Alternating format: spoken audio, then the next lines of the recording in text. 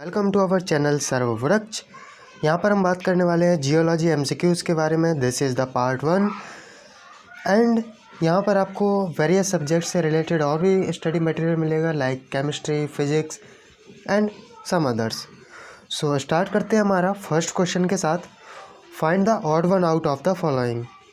सो यहाँ पर कुछ 4 ऑप्शंस दिए गए हैं एंड हमको उनमें से ऑड वाला सिलेक्ट करना है।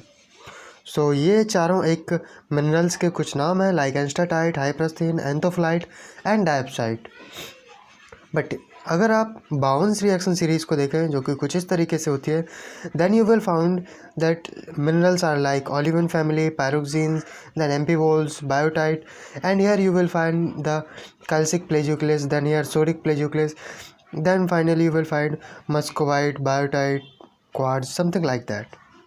ओके सो अगर हम बात करते हैं इसमें पायरोक्सिन ग्रुप ऑफ मिनरल्स या पायरोक्सिन फैमिली के बारे में, तो पायरोक्सिन्स में भी काफ़ी सारे वैरायटीज़ होती हैं like you have the enstatite, diopside, ferrosilite, hypersthene, okay, augite, like this.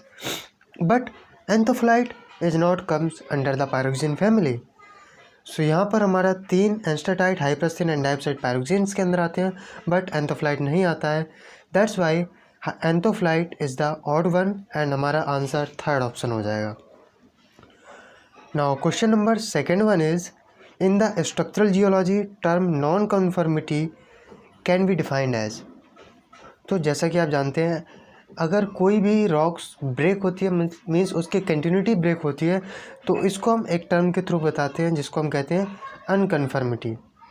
And ये अनकन्फर्मिटी काफ़ी सारे टाइप की हो सकती है like you have the non conformity, you have the angular unconformity.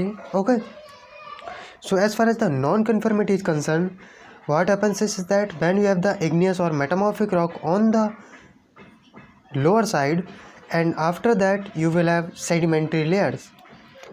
so यहाँ पर igneous rock की continuity को break कर रहा है and sedimentary rock start हो रही है, इस टाइप को हम कहते हैं non conformity. ओके अगर दोनों सेडिमेंट्री रॉक्स हैं तो इसको हम काफ़ी और भी वेराइटीज़ हैं दूसरी अनकन्फर्मिटी के कैटेगरी में आएगा। ओके सो यहाँ पर हमारा फर्स्ट ऑप्शन राइट आंसर हो जाएगा, that an unconformity in which older rocks are igneous. Now question number third one is in crystallography the interfacial angle is defined as. So what happens is that when you have any crystal like this, मान लेते हैं ये 2 faces हैं crystal के, first one is this, second is this. So when we will measure the angle between the normals of these 2 faces, in 2 faces के perpendicular पहले हम lines draw करेंगे एंड उन 2 लाइंस के बीच जो भी एंगल होगा उसको हम कहते हैं इंटरफेशियल एंगल। सो यहाँ पर हमारा सेकेंड ऑप्शन राइट आंसर हो जाएगा, that the angle between perpendiculars on 2 adjacent faces of a crystal is known as the interfacial angle. Now question number 4th one is find the odd one out of the following pairs.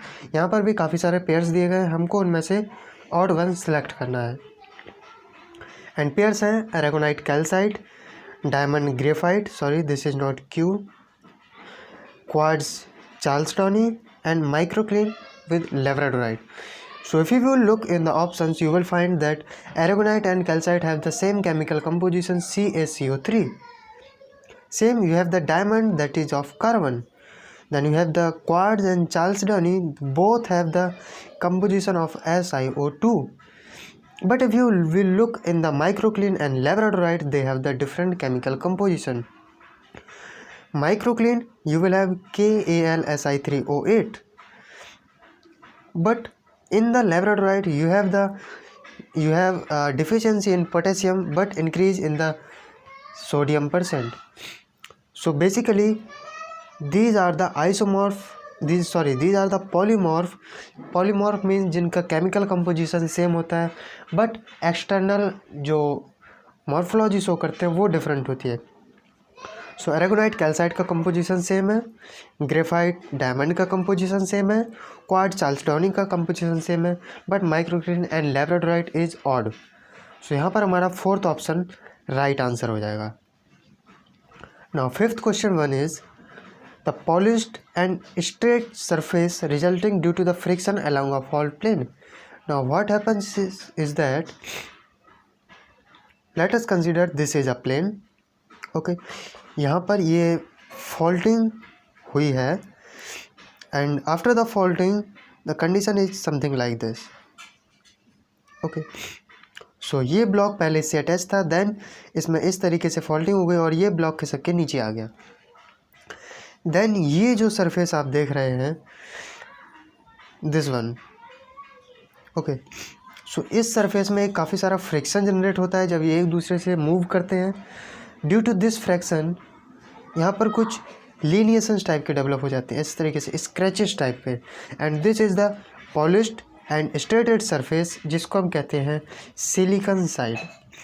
Okay option number 2 is also confusing but you have to note that here spelling is important. The perfect spelling is SLICKENSIDE silicon side. Okay so यहाँ पर हमारा first option right answer हो जाएगा. So it's all about for today. Thank you. ऐसे ही और videos देखने के लिए आप हमारे चैनल को सब्सक्राइब कर सकते हैं. Thank you.